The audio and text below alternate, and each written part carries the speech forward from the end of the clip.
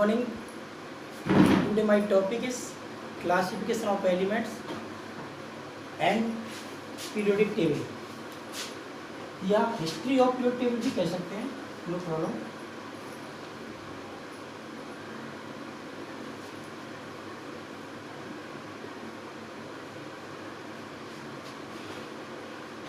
अगर बात करें कि एलिमेंट्स की तो थोड़ा सा इसके बारे में why we need to periodic table. अगर 18th सेंचुरी की बात करें हम तो आपको शायद पता होगा कि 18 में only 13 elements and 1856 65 elements and 1869 only 69 elements. Now 2020 118 elements found in Earth. There are different classification of elements given by different type of scientists and different scientists. First classification of elements given by Anthony Lavoisier. You know, Anthony Lavoisier was the father of chemistry. Yeah, he was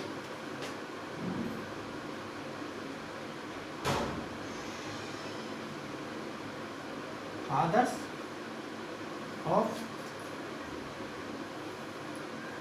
chemistry.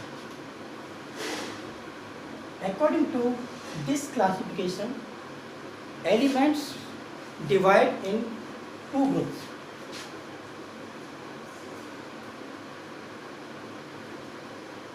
In which first elements in found metal state and second is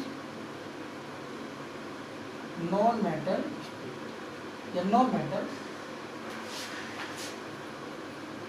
According to Lavoisier, metals are hard, high boiling points and melting points, and they are found in solid state. And same non-metal, soft, low boiling points and melting points, and found in three: liquid, solid, and gaseous states. After the discovery of metalloids, this classification is not acceptable. We now discuss the second classification, which is given by Prots. तो second classification जो दिया गया था वो दिया गया है Prots. Prots classification ना कह के इसको हम कह सकते हैं Prots hypothesis.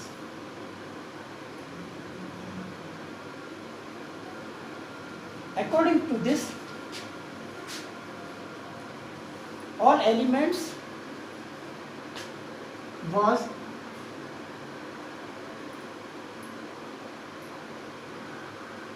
made up from hydrogen.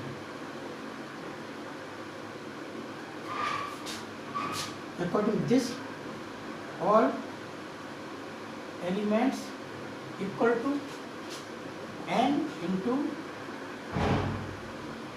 atomic weight of hydrogen. But this is not possible for all elements. So now discuss the three and next classification of elements, which is given by Dauerman. Dauerman नहीं, Dauerman is a dog. हम बात करेंगे डोवेलियर. तो third classification given by डोवेलियर्स classification. It is given in 1870. It is 17 given Daubigny classification. According to this, elements form triads.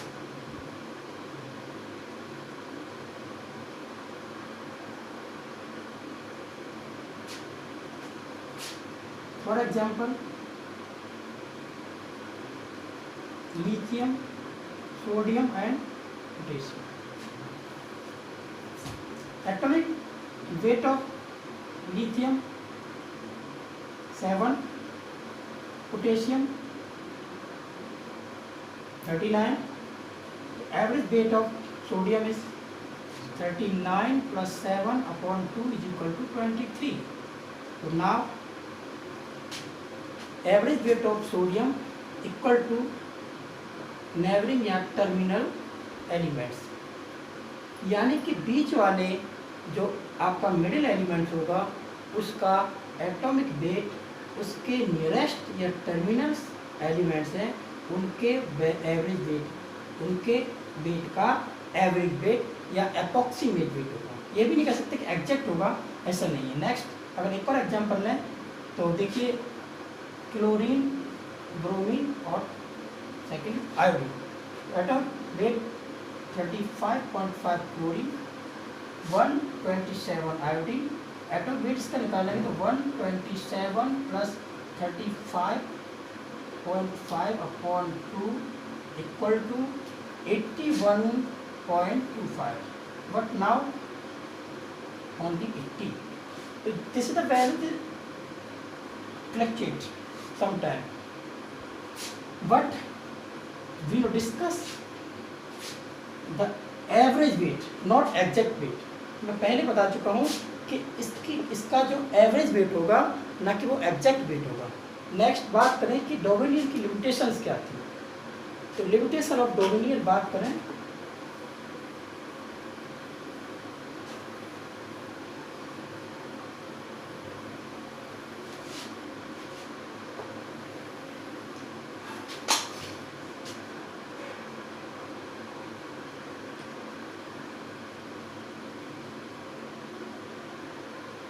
first limitation of Daubigny, it is only acceptable for 60 elements.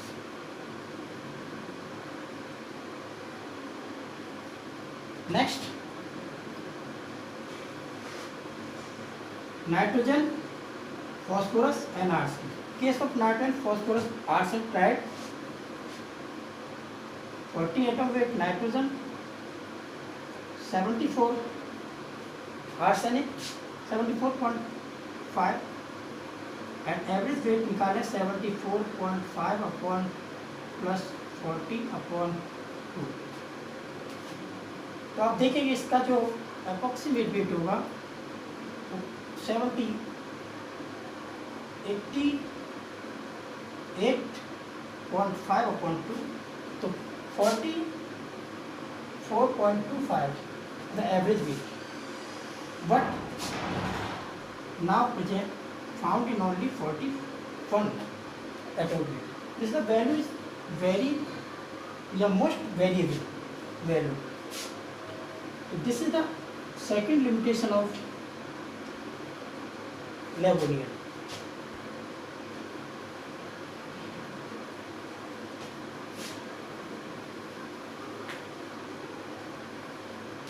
The fourth classification of elements given by Newlands.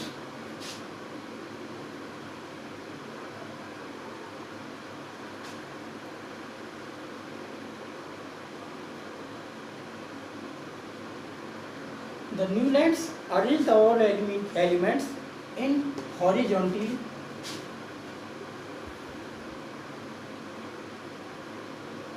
in increase of atomic mass. This is the musical system.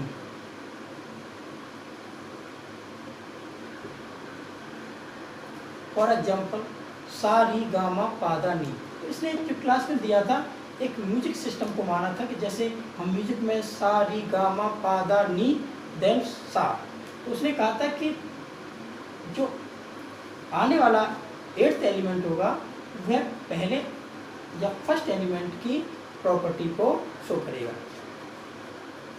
For example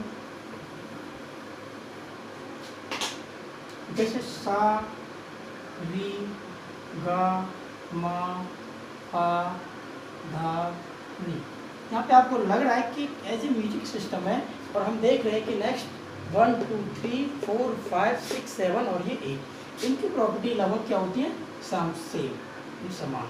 उसने सीधा कहा था कि 8 वाला 8th element जो होगा आपका वो फर्स्ट एलिमेंट की प्रॉपर्टी को रिपीट करेगा। जैसे फर्स्ट एलिमेंट हाइड्रोजन था, lithium, Be carbon, nitrogen, oxygen, फिर ये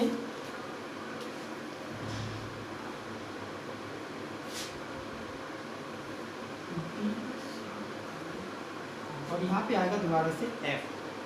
तो आप देखेंगे 1 2 3 4 5 6 7 और ये 8, या यूँ कहीं इसके आगे भी आएगा जो एलिमेंट आएगा वो सोडियम आएगा, तो इसके लिए 8वां एलिमेंट ये होगा और इसकी प्रॉपर्टी इसके साथ वेरिएबल करेंगे या सेम होंगी, प्रॉपर्टी शो करेगा।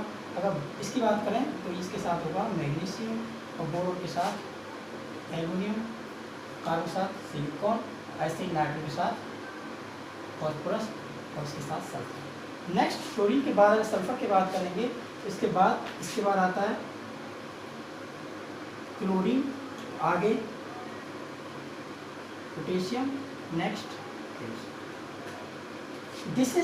This classification acceptable only for up to calcium 20। इसके बाद जो भी एलिमेंट आते हैं वो आ जाते हैं D block element.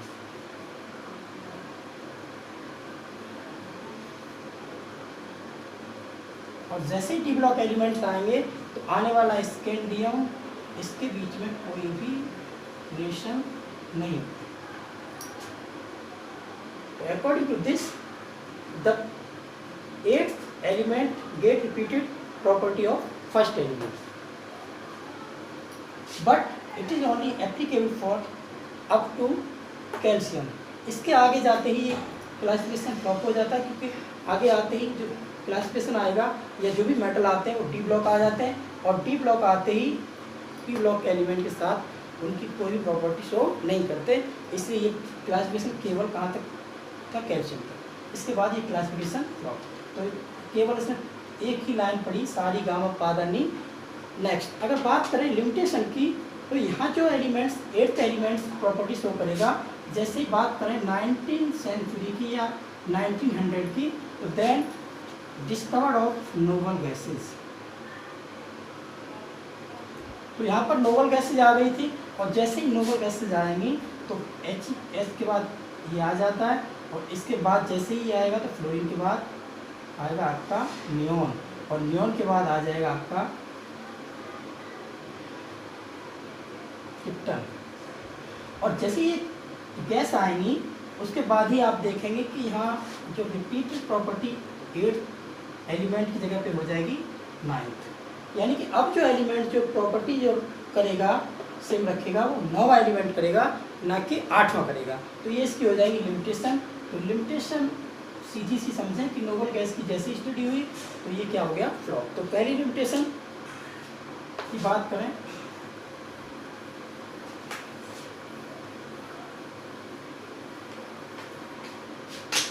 First limitation of Newland's classification. After the discovery of noble gases, this is not acceptable for octave rule। यानी जो इसने octave rule दिया था वो क्या हो जाता है, खत्म। क्योंकि octave का मतलब 8th एलिमेंट फॉलो प्रॉपर्टी करता था, लेकिन नोबल गैस के आते ही अब 9th एलिमेंट है वो प्रॉपर्टी शो करेगा। तो ये हो गया। इसके बाद अगर एक और बात करें तो इसने ऐसा सोचा ही नहीं था, न्यूटन को नहीं पता था कि आगे एलिमेंट की डिस्कवरी होगी, और इसने कोई भी कॉलम कोई खाली नहीं छोड़ा, इसलिए इसने केवल अपने ही क्लासिफिकेशन को बेस बनाया, इसलिए भी ये क्या हुआ, ये फ्लॉप हुआ। क्योंकि अगर ये चाहता तो इसे ये नहीं पता था कि जो भी नई गैस आएंगी, नए एलिमेंट्स आएंगे, उनको कहाँ रखा जाए, और इसने ऐसा नहीं सोचा था, इसे नहीं पता था कि नए एलिमेंट्स आ भी होंगे भी या नहीं होंगे, इसलिए भी ये फेल हुआ और नए एलिमेंट्स की लगातार डिस्कवरी हुई और ये फ्लॉप हो गया। तो now next classification, fifth classification of the elements given by Lothar mayor.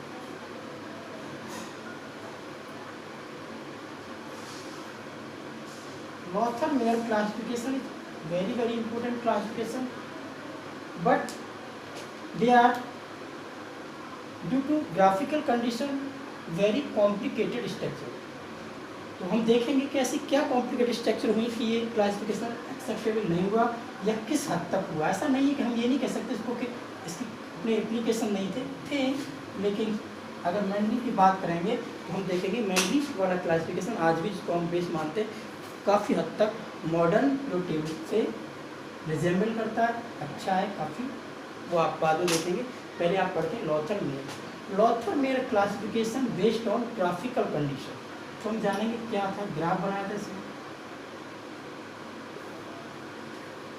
Second, in which plotted graph between atomic volume and atomic mass. इसने जो ग्राफ बनाया था वो atomic volume versus atomic mass बनाया था। नेक्स्ट और क्या किया था इसने, थर्ड, फोर्थ कैटेगरी में एलिमेंट्स को क्लासिफाई किया था। टॉप,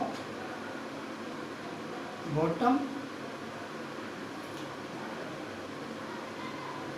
असेंडिंग,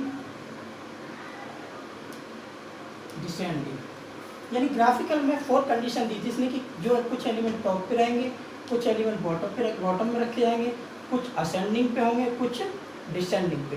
टॉप पे जब टॉप पे रखे गए थे एलिमेंट्स, वे एलिमेंट थे आपके एल्कलाइन मेटल, यानी इसने जो मेटल की जो जिनकी उसने बताया कि एल्कलाइन मेटल की सभी की प्रॉपर्टी जितनी सेम है वो सभी एलिमेंट्स आपके ग्राफ में टॉप पर आएंगे। बॉटम की बात करें तो बॉटम पे उसने बताया कि जो मेटेलॉइड हैं और ट्रांजिशन एलिमेंट्स, डी ब्लॉक बोलते हैं जिनको, ये सभी आपके बॉटम पे होंगे। थर्ड, असेंडिंग हैलाइड्स, या आप बोल सकते हैं हेलोजन, सॉरी, जितने हेलोजन बात करेंगे, फ्लोरीन, क्लोरीन, ब्रोमीन, आयोडीन, एस्टेटिन, ये सभी आएंगे आपके असेंडिंग पोजीशन पर किसी ग्राफ में। जो हम ग्राफ प्लॉट करेंगे भी तब समझेंगे कैसे। और जो डिसेंडिंग थे उसमें रखा इसने एल्कलाइन,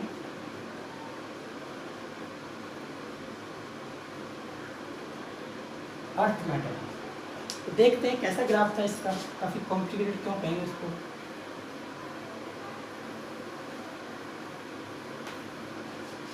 इस तरह का कुछ ग्राफ था।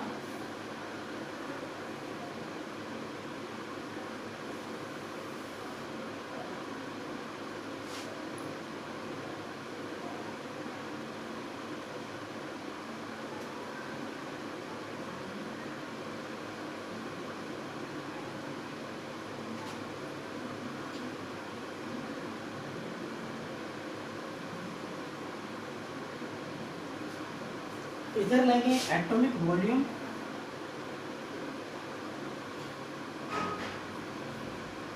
नीचे एटॉमिक मास। उसमें बताया था कि ultra metal was occupied on top position. तो यहाँ जैसे beryllium, lithium, sodium, potassium, rubidium, caesium, जो एलिमेंट्स थे ये सब जो टॉप पर है उनकी प्रॉपर्टी सबकी एक जैसी रहेंगी। और उसने मेटलॉइड्स को ले लिया बॉटम पर। All metalloids and transition forms in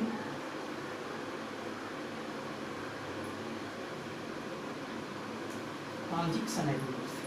Ascending बोलो तो दिस पोजीशन। असेंडिंग में मैंने बताया था आपको, असेंडिंग में पाए जाते हैं हैलोजन्स, क्लोरीन, ब्रोमीन, आयोडीन और नेक्स्ट फोर्थ कंडीशन थी, वहां पर डिसेंडिंग की बात की थी। डिसेंडिंग का मतलब कौन से elements? Descending alkaline earth metal occupied on ascending position, beryllium, manganese, calcium, strontium और ये this is the classification is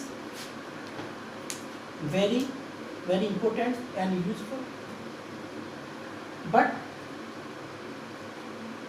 now found a complicated structure. So this is the fail, because after the new classification given by Mendeleev classification, तो next class में हम जो पढ़ेंगे वो पढ़ेंगे Mendel classification. इसके लिए यहीं पे थैंक यू, धन्यवाद।